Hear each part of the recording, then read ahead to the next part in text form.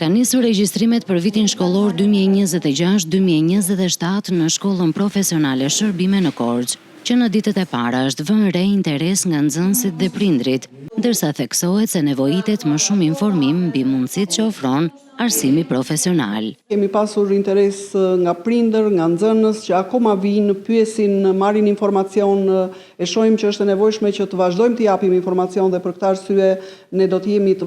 jemi në promovim gjatë periudhës së shkollës. Ne kemi qenë në promovim në për shkolla, por tani promovimi do të vazhdojë edhe në qytet, në komunitet. Arsyeja pse të rinjt duhet të zgjedhin arsimin profesional është se ai u jep atyre aftësi praktike dhe mundësi të larta punësimi. Pra një nxënës duhet të zgjedhë arsimin profesional sepse i krijohet mundësia për një aftësi praktike për të marrë një profesion,